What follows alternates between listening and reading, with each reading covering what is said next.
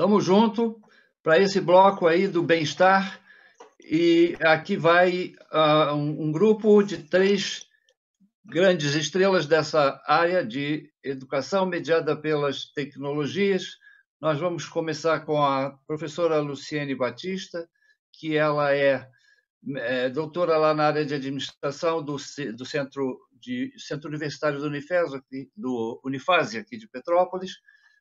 Vamos falar também com o Alexandre Gelman, que é médico MBA, também trabalha com teleatendimento médico. Vamos falar também com a Nathalie, que tem a experiência e formação em terapias alternativas. O nosso tema, bem-estar, vem bem a calhar nesses tempos aí, em que os níveis de estresse estão muito elevados e que falar sobre bem-estar e falar sobre sentido de vida é uma coisa muito presente no momento. Então, eu queria começar então com a Luciane, passar a informação para ela, para que ela possa ter o seu tempo de apresentação. Bem-vinda, Luciane, é contigo. Olá, boa noite a todos. Muito obrigada pelo convite. Fiquei muito honrada de participar desse evento, que é maravilhoso e que traz sempre grandes ideias, grandes provocações para todos nós. E eu acho que, para começar a falar desse assunto, é muito importante que a gente faça já uma contextualização sobre pensar bem-estar nesse momento em que a gente está vivendo uma pandemia, em que a gente está vivendo uma circunstância talvez não imaginada antes, né? E é isso que eu queria, no primeiro momento, trabalhar nesse sentido. Quais são os impactos, né, que essa situação toda da pandemia do coronavírus provocou no cotidiano das pessoas? E aí eu acho que, partindo desses impactos, a gente pode fazer uma leitura do que seria, então, pensar sobre bem-estar nessas circunstâncias. Eu acho que o primeiro impacto e o mais relevante, talvez, seja o fato de todos estarmos em isolamento social de maneira compulsória, né? Então, e o que significa estar em isolamento social de forma compulsória? Significa estarmos afastados de todos os espaços sociais de interação humana, de convivência. Então, a gente está afastado do ambiente de trabalho, a gente está afastado da escola, a gente está afastado do shopping, a gente está afastado da igreja, das áreas de lazer. Então, de fato, o isolamento social é um impacto e é um fator relevante de estresse. Outra consequência desse momento de pandemia tem a ver com a forma de trabalho, de realização do trabalho. A gente está vivendo numa circunstância em que esse modus operandi do trabalho se alterou para muitas áreas, para muitos profissionais, e a gente está vivendo a era do trabalho flexibilizado, o trabalho realizado em novas modalidades, né? O teletrabalho, o trabalho em home office. E o que isso representa? Em que medida isso é um fator de estresse? Na medida em que isso mexeu e desequilibrou as instâncias da dimensão de vida privada, vida pessoal, vida familiar com a dimensão do trabalho. E isso tem sido, né? Eu tenho ouvido muito, não só dos meus colegas, mas das pessoas de um modo geral que estão nessa atividade de teletrabalho e trabalhando em home office, a dificuldade que está sendo administrar o tempo, administrar essa separação, esse equilíbrio entre vida pessoal e vida de trabalho. Então, esse é um outro fator que é relevante em termos do estresse, do abalo ao bem-estar. E outro fator que eu acho que também não dá para deixar de comentar é a própria crise financeira que todas as pessoas, nos diferentes, né, nas suas diferentes, nos seus espaços sociais, estão vivenciando nesse momento. Uma crise financeira que restringe o consumo das pessoas, dificulta a gestão do estilo de vida que cada um abraçou para si. E é claro que isso vai trazer abalos também para o modo de sobrevivência dessas pessoas. Então, a crise financeira é, sem sombra de dúvida, um terceiro fator estressante significativo. Uma outra questão que eu acho que vem assim acoplada às que eu já falei anteriormente é a mudança do formato de interação humana que nessa circunstância de pandemia passou a ser praticamente, quase que exclusivamente, uma interação humana mediada pela tecnologia. E essa intermediação da tecnologia, de maneira contínua e intensa, ela vai exigir de todos nós um processo exaustivo de adaptação. É necessário uma adaptação ao mundo virtual, é uma mudança de comportamento que vai desde uma mudança de comportamento do consumo, né, em que as pessoas passaram aquelas que nunca tinham feito nenhum tipo de compra pela internet, não tiveram muita opção, tiveram que fazer, né? Os idosos que não podem sair tiveram que começar a consumir pela internet, apesar de todos os temores de lidar com esse mecanismo. Então, a mudança vai do modo de consumo, a mudança vai no modus operandi do convívio social. Na verdade, é uma transformação no modo de expressar emoções, no modo de estimular os nossos raciocínios, né? A nossa ação cognitiva e até o nosso pensamento. Então, na verdade, isso também passa a ser um fator estressante. Estar lidando com essa interação humana através da tecnologia de uma maneira muito intensa, muito cotidiana, e que as pessoas não foram preparadas. As pessoas, a gente viu ainda há pouco, né, ouviu a mesa da educação falando, né, que todo mundo, inclusive os docentes, e aí eu estou nesse quadro, precisam se adaptar a esse novo formato. Claro, não resta dúvida nenhuma disso, né? Na verdade, isso é algo que já estava posto. A pandemia só intensificou e antecipou, agilizou esse processo de utilização da tecnologia como um meio, uma forma de contribuir com o processo educacional. Mas, por outro lado, se a gente pensar bem, a nossa sociedade, de forma muito particular, e o nosso processo de socialização dos indivíduos não previa esse tipo de transformação. E se previa, na verdade, não trouxe isso de fato para o processo de socialização. Hoje a gente já vê as crianças na pré-escola com todo um circuito tecnológico, né, envolvidas em todo um circuito tecnológico, que, portanto, serão muito melhores do que nós. Mas a nossa geração não estava preparada para isso. E, por fim, né, essa situação imposta também pela pandemia, que é a situação do medo, da apreensão, o convívio cotidiano com uma ameaça, que é a ameaça de ficar doente, que é a ameaça da morte, é o viver cotidianamente sobre o medo, a angústia de ficar doente, de ter um parente doente, de ter um amigo doente, de perder pessoas. E isso implicando numa mudança de comportamento, uma mudança dos hábitos de higiene, uma mudança no contato físico da interação entre as pessoas. Então, eu acho que esse é um painel, é um cenário que a gente não pode deixar de comentar para a gente entender do que a gente está falando quando a gente está falando a partir de agora, a partir desse episódio da pandemia sobre bem-estar. E aí isso me faz pensar também qual será o estilo de vida que será adotado por boa parte das pessoas a partir da experiência com todos esses fatores estressores que eu citei antes. Então, já tem alguns estudos que já estão levantando essa questão. Qual será o estilo de vida, né, do século XXI pós-pandemia? E aí a gente já consegue enxergar algumas tendências. Quais seriam essas tendências? Valorização do equilíbrio entre vida pessoal e trabalho. Então, a gente percebe, e a gente tem visto muitas lives falando sobre isso, né? A importância das pessoas, que as pessoas estão dando a esse equilíbrio. As pessoas estão demandando, requerendo cada vez mais esse equilíbrio, principalmente agora em que esse equilíbrio ficou bastante tênue com um desequilíbrio na medida em que as pessoas estão executando seu trabalho dentro das suas próprias casas, né? Boa parte delas. Uma outra tendência que eu vejo clara em termos do estilo de vida das pessoas é um maior foco na saúde e no bem-estar, mas agora com um certo deslocamento dessa atenção que antes era uma atenção muito individualista. Eu penso na minha saúde, eu penso no modo como eu vou melhorar meu físico, meu psicológico, e eu vejo que está havendo um deslocamento dessa preocupação com a saúde e o bem-estar, que deixa de estar no âmbito exclusivamente individual para estar também presente no âmbito coletivo. Na verdade, a pandemia nos trouxe essa ideia, né?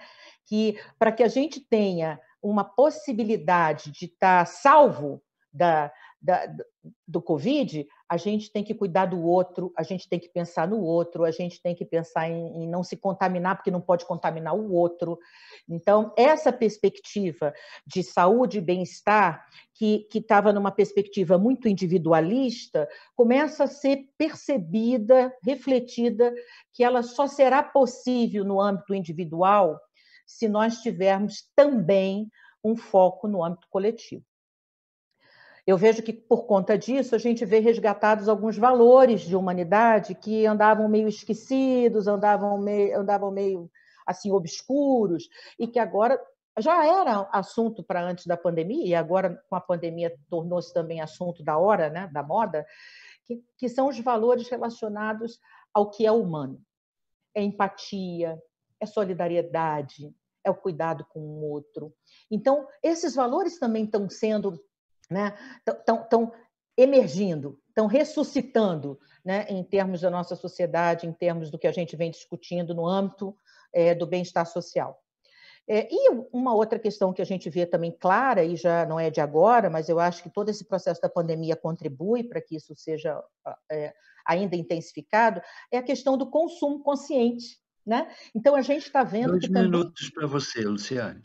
Tá, também isso é uma mudança que passa a acontecer no modus operandi das pessoas consumirem.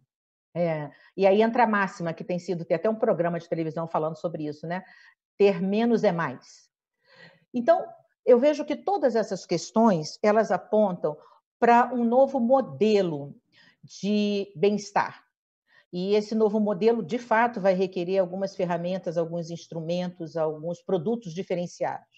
E se a gente observar pela ótica da visão holística do ser humano, em que a gente tem um corpo físico para cuidar, a gente tem um corpo etérico para cuidar dos processos vitais, a gente tem um corpo emocional para cuidar, a gente tem um corpo do pensar, do racional, do cognitivo.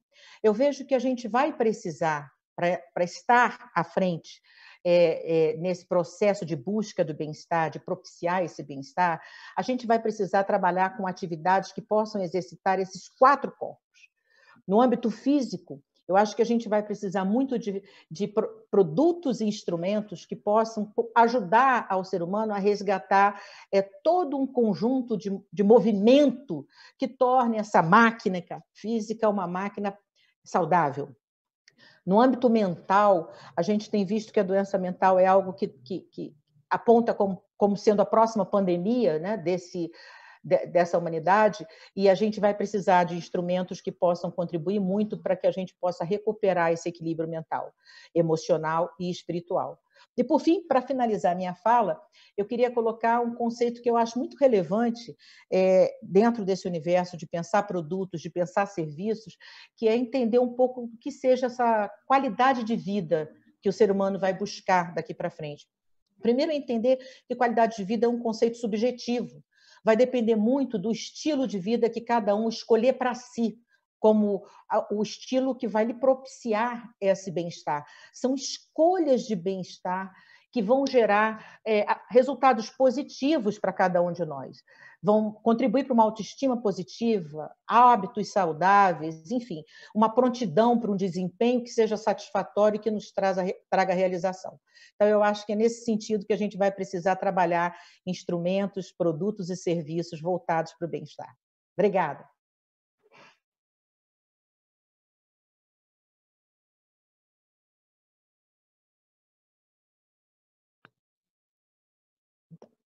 Está desligado.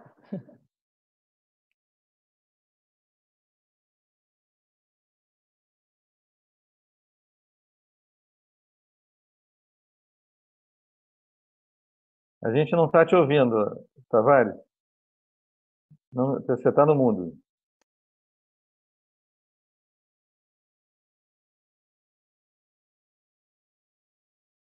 Tavares, você está no mudo. Não está ouvindo. Não sei quem é que está botando. Foi? Agora foi. Então, Começa tudo de novo, por favor. Então, vamos começar outra vez. Então, vamos apresentar agora o médico humanista e empreendedor na área de saúde e bem-estar, que é o nosso querido Alexandre Gelman. Tem pós-graduação em Medicina da Família, é neurologista do comportamento, Medicina do Comportamento pela Duke University, Medicina do Trabalho na UERJ, MBA Executivo em Saúde do IBMEC, liderou inúmeros projetos de medicina e telesaúde, saúde digital, também saúde emocional, saúde populacional e qualidade de vida. Nos últimos 20 anos, é fundador e CEO da Interativa Saúde GPS Med. Alexandre tem como área de interesse a telemedicina, que lida a tecnologia com o humanismo. Então, vamos deixar agora a palavra com o nosso colega Alexandre, para que ele possa dar para nós a sua visão sobre este assunto que tanto interessa para a gente, que é o bem-estar em ambientes mediados por tecnologia. Alexandre, é contigo. Tavares, muito obrigado. Um prazer estar aqui com a Luciene, com a Nathalie. E agradeço o convite do Milê. Eu tenho realmente todo interesse, tenho estado envolvido em projetos que mexem com saúde e tecnologia realmente há bastante tempo. A definição de saúde é bem-estar, né? Saúde é bem-estar físico, emocional e social, e alguns já incluíram o espiritual, né? Então, estamos falando de busca de prevenção. Eu vou falar um pouco sobre telemedicina e como é que ela pode ajudar, a telesaúde é um termo mais amplo, né? Como é que ela pode ajudar desde a prevenção, na medicina em si mesmo, que é o diagnóstico, o tratamento, até a reabilitação. Então, na verdade, ele amplia, ele potencializa todo esse processo, porque você pode, à distância, aplicar, digamos assim, ferramentas de avaliação. Você pode atender pessoas à distância, que estamos aqui num evento que envolve muitas cidades, então ele dá acesso, né? Ele faz com que um especialista possa atender uma pessoa em qualquer lugar e também um paciente possa ter acesso a profissionais em qualquer lugar. Então, ele encurta distâncias. O bloco anterior falou em teleeducação e a gente está falando em telesaúde. Quer dizer, todo o impacto da tecnologia ela vai existir, então, na nossa área aqui. Eu queria fazer uma apresentação, já. Você pode botar os slides? E existe, como foi falado, a saúde mental, nesses tempos modernos, são 300 milhões de pessoas com depressão. Esse número de 300 milhões é antes da pandemia, né? Então, realmente, existe uma pandemia ou uma infodemia também, é falado, pelo excesso de informações negativas causando e piorando toda a situação. Próximo, por favor. Então, uma boa telemedicina, porque muitos se preocupam se a telemedicina é boa ou não, ela vai ser boa se for feita uma medicina boa, que é uma medicina humanizada e competente, com boa tecnologia e seguindo a legislação. Próximo. A telemedicina é a prática das tecnologias de informação e comunicação, o TIC, na área de saúde, na área médica.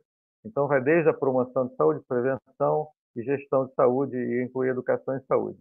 A OMS inclui um conceito mais amplo, que é a saúde digital, porque já entra a inteligência artificial, prontuário eletrônico, realidade aumentada, blockchain, e aí vai. Quer dizer, são tecnologias que cada vez estão mais presentes, mas, de forma geral, é o uso das tecnologias para prestar serviço.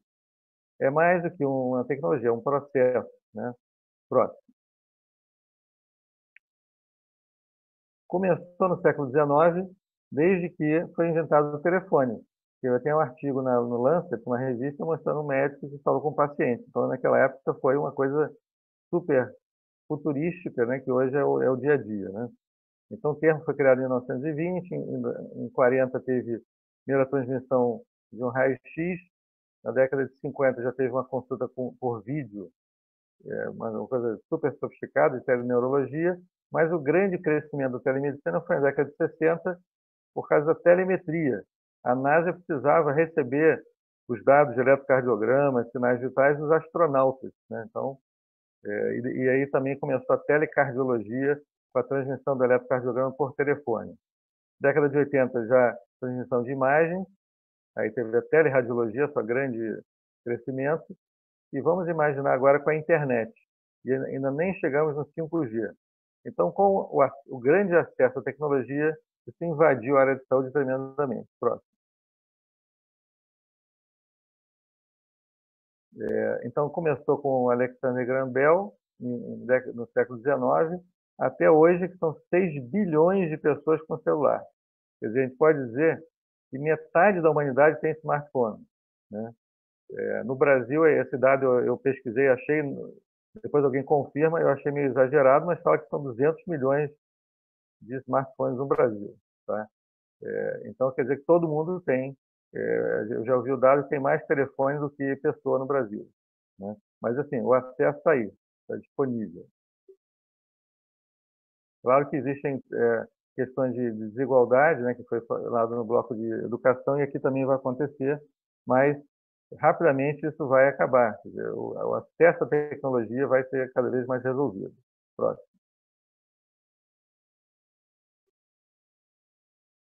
Então, a telemedicina passa por situações em que você envia, você acumula uma informação e envia, como é o caso da teleradiologia, dermatologia. É tão comum isso que as pessoas estão já fazendo no dia a dia, eles tiram foto e mandam por WhatsApp, né? Que é uma forma informal de telemedicina, mas está acontecendo já, nós estamos invadidos pela tecnologia. Tem também o telemonitoramento das doenças crônicas, como doenças cardíacas, do diabetes, então tudo isso já está disponível. E os serviços interativos, são 5, são em tempo real, que é o caso da teleconsulta, teleorientação, teletriagem e telemonitoramento. E a teleinterconsulta, que é quando 2 profissionais conversam. Eu, pessoalmente, como clínico neurologista, tenho feito muita teleconsulta, porque foi liberado pelo Ministério da Saúde.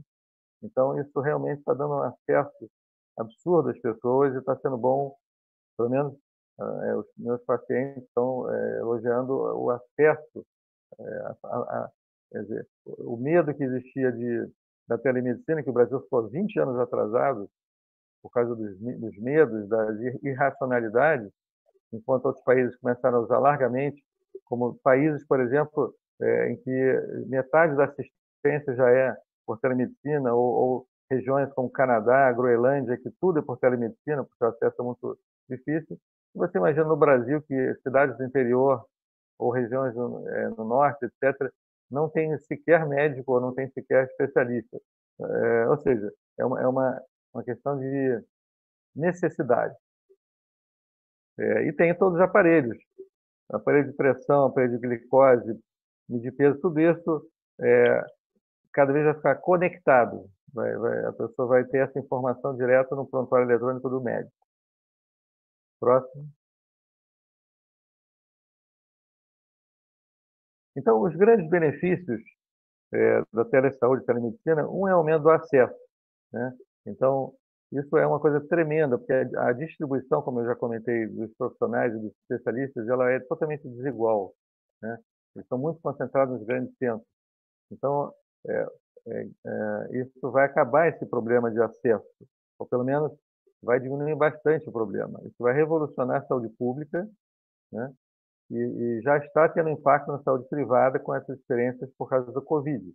Que a pandemia do Covid fez digamos assim, forçou a que se colocasse uma solução, porque as pessoas tinham medo de sair de casa, têm medo de sair de casa para ir no médico, e em muitos casos é recomendado que não vá numa emergência, quando o caso não é grave. Então, todo esse tipo de solução passou a ser muito importante, né? Existe também o empoderamento do paciente, porque são sistemas, aplicativos e outras soluções que empoderam o paciente, que faz com que ele tenha, digamos assim, mais autonomia e mais controle da sua própria saúde.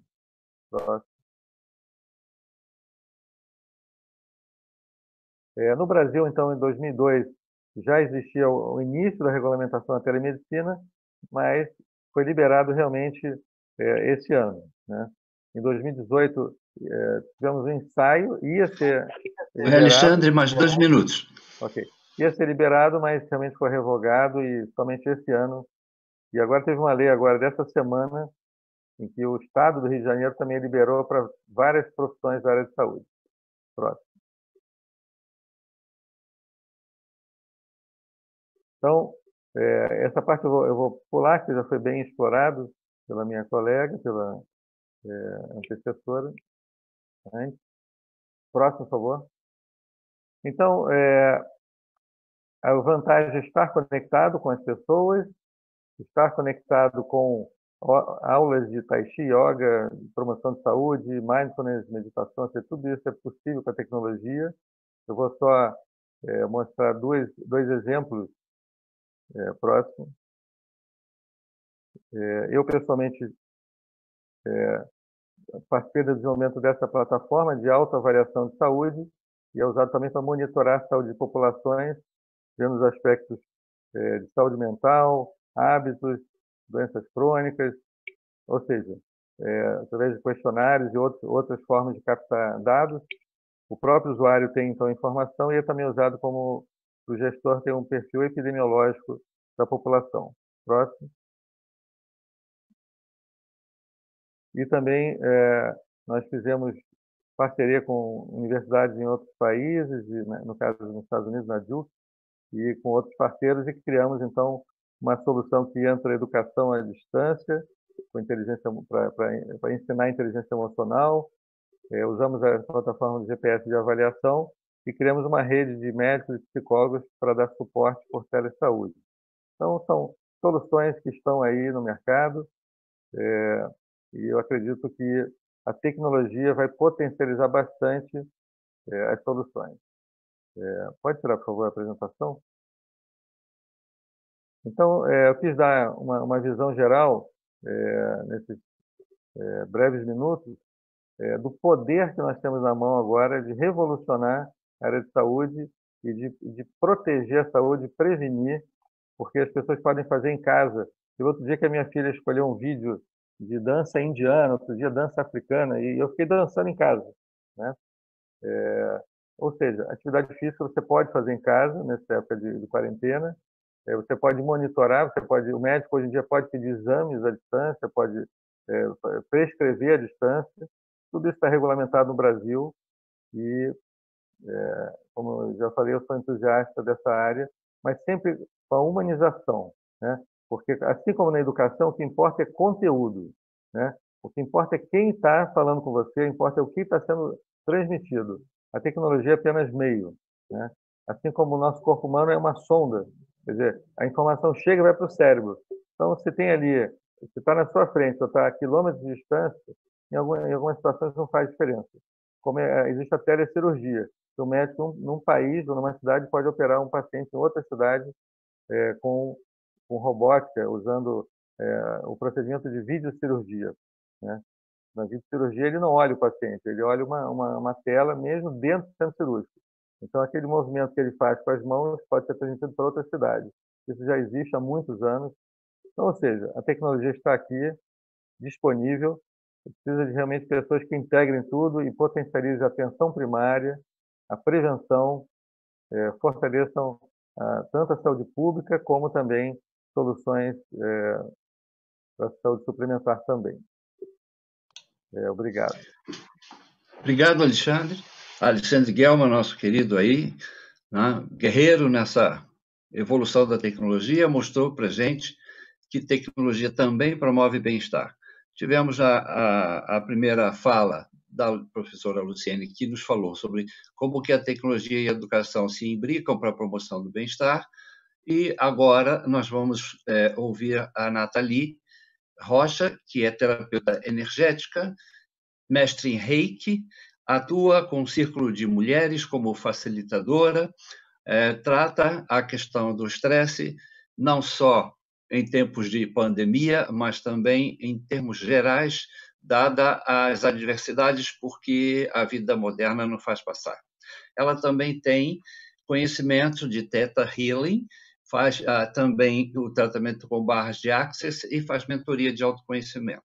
Eu só queria, antes de passar a palavra para a Nathalie, fazer uma pequena conexão com relação à tecnologia, lembrando que a tecnologia em si não é boa nem má, bom ou mal é o uso que fazemos dela.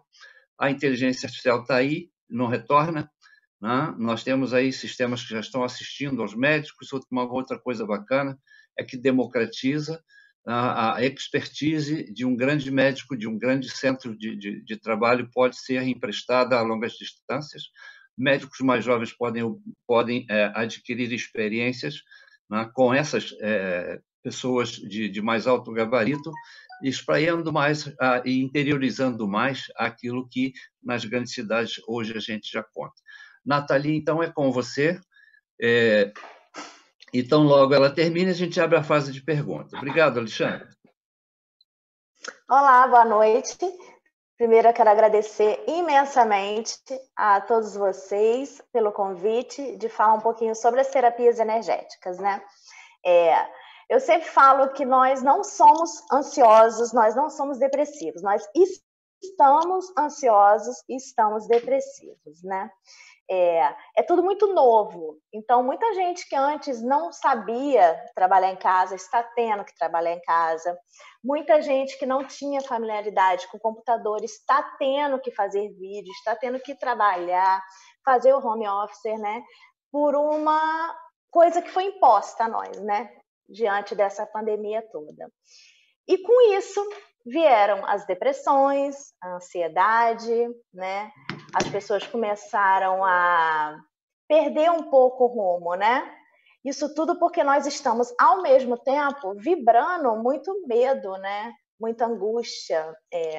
Dentro das terapias energéticas, a gente sabe que quanto mais medo a gente vibra, quanto mais pânico, mais frustração, mais tristeza, mais a nossa imunidade baixa também.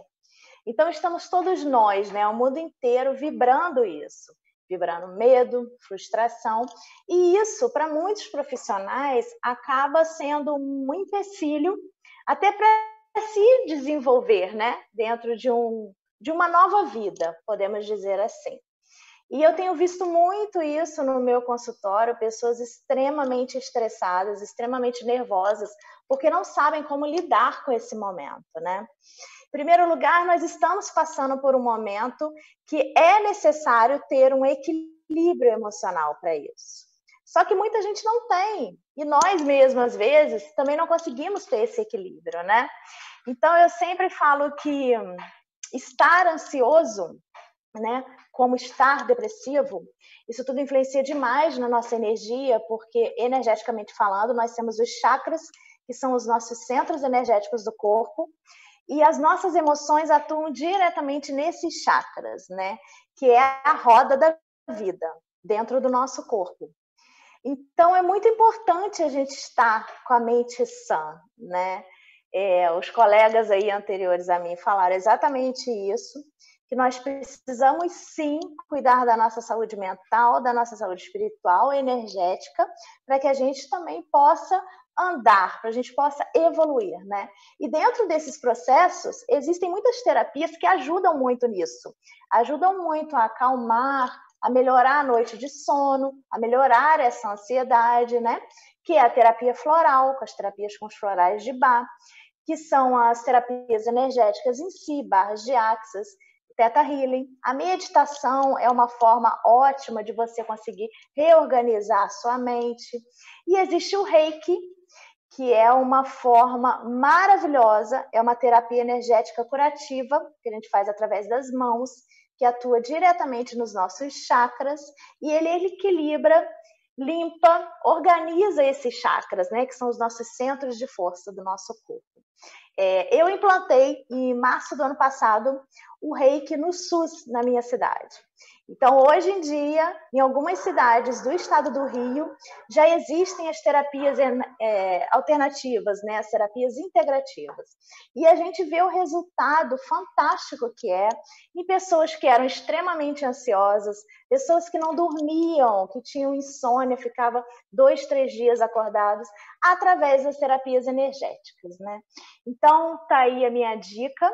Para quem quiser melhorar um pouco o seu estado emocional, o seu estado físico, procure uma alternativa, procure umas terapias energéticas alternativas, holísticas, que possa te auxiliar, né, nesse processo todo. A meditação, pelo fato dela mexer diretamente no nosso humor, né, melhora muito, ajuda bastante. Florais, alongamento, yoga, né? O próprio reiki. Algumas terapias nós conseguimos fazer à distância, é muito bom. A única terapia que nós não conseguimos fazer à distância ainda são as barras de Access, mas o resto, todas as outras, nós conseguimos também. Lembrando que nós somos os responsáveis por tudo que acontece na nossa vida, né? Então, nós temos a responsabilidade de como aquilo vai chegar até nós, qual é a reação que a gente vai ter diante de uma solução, diante ou de uma coisa ruim que aconteça com a gente. Nós temos total poder nesse controle. E a saúde mental é muito importante nisso, que a gente consiga tomar as rédeas da nossa vida, que a gente consiga controlar essas emoções, que às vezes é tão difícil, né? Todos nós somos seres únicos, todos nós temos muitos problemas, né? O que é bom para uma pessoa não é bom para outra. A Luciane falou muito bem disso, né? Que o conceito de bem-estar é muito diferente de uma pessoa para outra, mas nós somos todos seres que merecemos ser felizes, merecemos ter uma vida saudável, né? Então, eu sou a favor de que todos nós corremos atrás e procuramos algo que nos traga isso, nos traga esse equilíbrio, né? Esse equilíbrio, porque a gente já está passando por uma situação muito difícil. E o equilíbrio emocional e profissional é muito bom nesse momento, né? A gente precisa encontrar... Tá ali 2 minutos. Tá. Então, eu aconselho a você que está aí agora me ouvindo, procure uma terapia, musicoterapia, aromaterapia, yoga, meditação, o que você puder. Mas tente fazer algo por você, né? Para que você consiga se acalmar, ter uma boa noite de sono, beba bastante água, porque a água é maravilhoso para tudo. E vamos lá, vamos ser felizes. Muito obrigada, gente. Sobrou, então, um tempinho. A gente agradece a Nathalie. Vamos passar para algumas perguntas. Eu tenho aqui 2 perguntas que eu pude colher na lista do chat lá no YouTube. Uma pergunta, que é da Rita Alhazi, ela vai, eu creio, na direção do primeiro tema, que é da Luciane. O que move uma criança a frequentar a sala de aula? As relações com as pessoas, ou as relações com o saber, ou as relações afetivas? O incentivo à leitura não seria uma forma de mexer com o imaginário da criança? Esta é a pergunta colocada por ela. Luciane pode responder, por favor. Muito interessante essa pergunta, e que bom que eu tive a chance de respondê-la.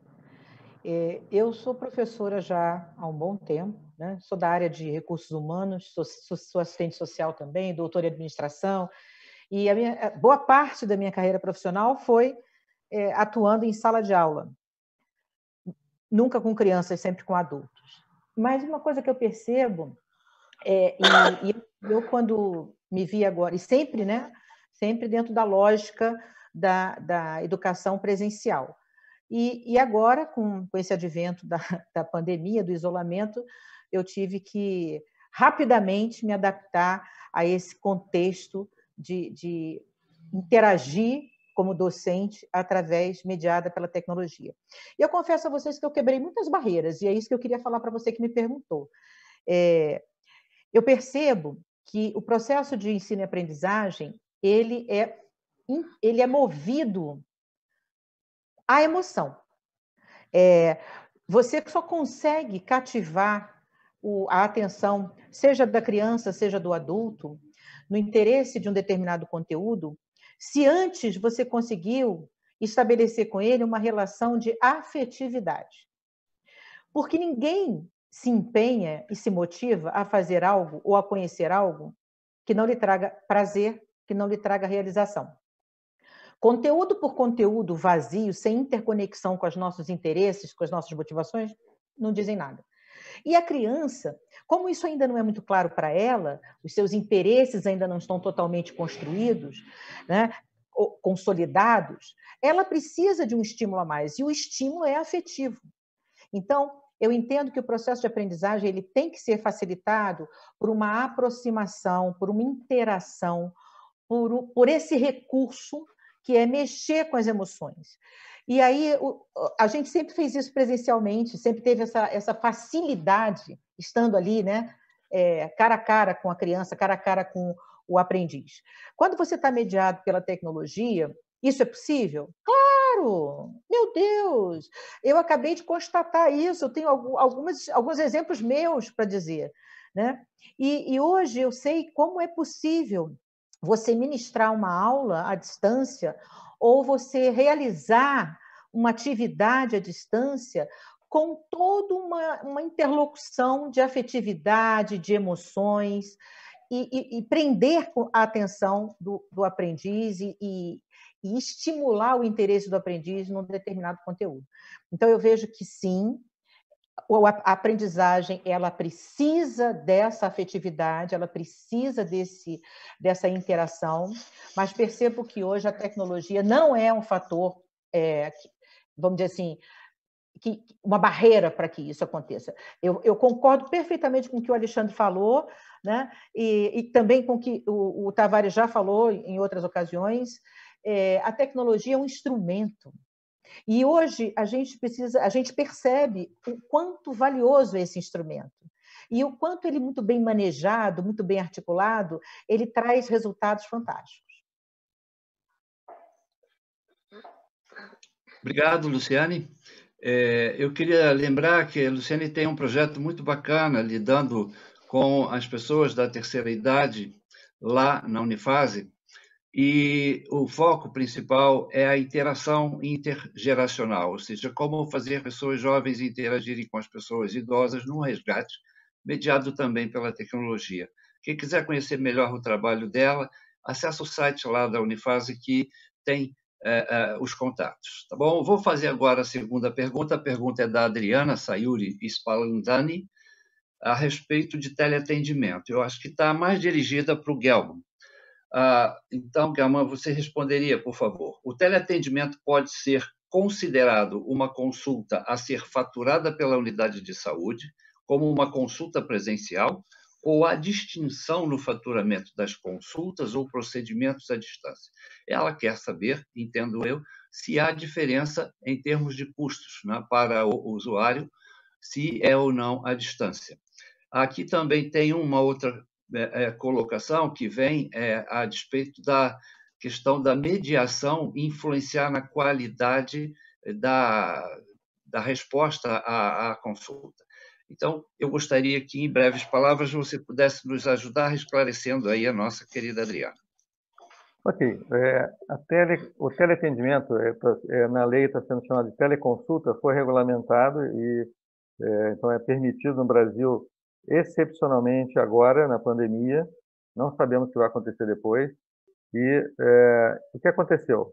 É que a ANS, que ela já está falando de cobrança, então imagino que ela esteja falando de plano de saúde, a ANS também disse que era uma coisa permitida para os planos de saúde, mas não entrou em detalhes. Então, eu diria que a grande maioria dos planos eles estão pagando a mesma coisa por teleconsulta ou teleatendimento que a consulta presencial, sendo que alguns estão pagando um pouco menos, tirando talvez 20%, porque existe uma livre, digamos assim, lei de mercado, então quem paga decide, e quem recebe decide se vai trabalhar com aquele pagador ou não.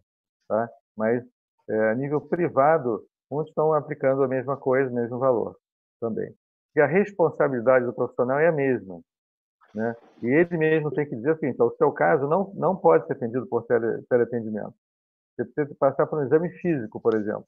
Então, nesse caso, agora só lembrando que você pode fazer um exame físico, parte do exame físico à distância. Você pode falar para o paciente andar, você pode pedir para ele levantar o braço, você está vendo toda a parte de inspeção, toda a anamnese, raciocínio diagnóstico, tudo isso não existe um prejuízo com o teleatendimento. Agora, alguns casos realmente necessitam de uma avaliação física presencial e o teleatendimento pode ser prévio, inclusive, porque ele ganha tempo, pode ser quase que imediato. Esse é o que eu tenho observado. E o sentido orientativo também, ele é mais imediato, né? Você pode fazer uma orientação até para saber se chama ou não uma emergência. No caso, por exemplo, de uma Exatamente, aí pessoa já é idosa. teletriagem. Existem exatamente outras aplicações, a Isso. teletriagem. A psicologia já foi regulamentada há vários anos atrás. A telepsicologia está dentro da telesaúde, já está regulamentado. Os psicólogos saíram na frente e já estão atendendo os pacientes há bastante tempo. Os médicos estão começando agora, e espero que não acabe. Legal. Então, vamos dirigir agora. Obrigado, Alexandre. Vamos dirigir agora uma pergunta para a Nathalie com essa questão da implantação. Ela falou para nós que ela fez uma implantação do Reiki no sistema de saúde da cidade dela, que é Três Rios. Essas terapias, que alguns chamam de alternativas, outros chamam de integrativas e outros chamam de complementares, tem uma sequência bem mais ampla até, autorizada pelo SUS. Se ela tem alguma informação sobre a eficácia, como que isso está sendo entendido dentro do sistema SUS como alternativa adjunta à questão central, ao hardcore da medicina, que é o tratamento da saúde alopática propriamente dita. Ô, Então, Tavares, diga. antes da Nathalie falar que é a área dela, eu só queria fazer um comentário, pode ser depois dela, sobre medicina integrativa, ok? Obrigado. Então, vamos deixar no gancho aí e você fala na volta. Nathalie, você pode, então, responder, por favor? Posso. O que acontece? As terapias integrativas, elas vêm como um complemento, né? Complemento já a um atendimento que já existem nas UCBs, nas unidades de saúde. Aqui em Três Rios, nós implantamos, em março do ano passado, algumas terapias. Reiki, acupuntura, yoga, e tem mais uma que foi o TCC, a terapia comunitária. Implantamos essas terapias aqui, eu fiquei responsável pelo Reiki, e nós rodamos vários postos de saúde, fazendo uma vez por semana um trabalho com a população. E uma coisa que nós notamos muito é que o sono deles melhoraram, a ansiedade melhorou. Muita gente, e o mais legal de tudo é que nós tivemos muita parceria dos médicos. Então, dos neurologistas, dos psicólogos, dos psiquiatras, e muitas pessoas deixaram até ou diminuíram as suas doses dos remédios por causa das terapias que estavam fazendo junto com a gente, né? Porque sim, ela melhora a qualidade de vida, né? Lembrando sempre que as terapias têm que ser feitas junto com um acompanhamento do seu tratamento normal, não é para parar o tratamento, é apenas um complemento. Mas ela vem ajudando muito nisso, né? E está sendo muito bom, muito bom. Tem um ano que elas estão acontecendo aqui em Três Rios. A gente vê a melhora no rosto do paciente, né? Da forma como ele vive. Aqui nós temos comunidades muito carentes, muito carentes. Pessoas com problemas muito sérios, né? De saúde, problemas muito sérios psicológicos, né? Por causa da forma como eles vivem. E as terapias vêm ajudado muito, vêm trazido muito conforto para essas pessoas, por causa da melhora do sono, da melhora da depressão, né? E o mais legal é que vem sempre um da família primeiro, a mãe ou o pai, aí depois traz o outro, aí depois traz o filho, aí traz a mãe, e tem famílias inteiras que estão fazendo as terapias com a gente. E o resultado é fantástico, fantástico. Seria tão bom se todas as cidades do Brasil implantassem as terapias junto, né? Eu no SUS eu faço o Reiki e faço também a terapia com os florais, eu passo os florais para alguns pacientes, que ajuda muito. E é muito legal, tem sido muito bom mesmo. O apoio da população que gosta, os médicos que trabalham junto com a gente, sempre indicando, isso é muito bom, isso é muito importante, é um trabalho conjunto, né? De todo mundo junto. Obrigado, Luciano. Então, vamos voltar ao Gelman para ele fazer a sua argumentação acerca da terapia integrativa. Não, porque é o seguinte, quando eu estive nessa universidade nos Estados Unidos, em 2002, eu conheci lá o Centro de Medicina Integrativa, que nasceu nas universidades nos Estados Unidos, esse termo, para substituir a medicina alternativa e complementar. Ainda é usado, mas é integrativa com cunho mais científico, porque as universidades começaram a estudar a eficácia dos métodos, né? Depois, no Brasil, já existe fortemente, né, o SUS começou a implementar, mas existe um consórcio de pesquisa das universidades que pesquisam as práticas integrativas. É uma coincidência, porque por acaso o meu irmão gêmeo, que é o presidente dessa associação das universidades, então alguém pode confundir, me confundir com ele é Guelma também, mas é Ricardo. Tá? Mas é só assim dizer que é realmente uma coisa muito importante para a humanidade, as práticas integrativas, e está sendo estudado de forma bastante científica aquelas que realmente têm eficácia, né? Nem todas têm comprovação ainda, né? Mas, inclusive, acabaram de fazer um mapa de evidências de quais práticas que o Ministério da Saúde pediu e a OPAS e a OMS pediram, e está sendo feito esse mapeamento. Tá? Então, é só dizer que eu também sou entusiasta e a tecnologia pode dar um empurrãozinho também nessa parte. É verdade.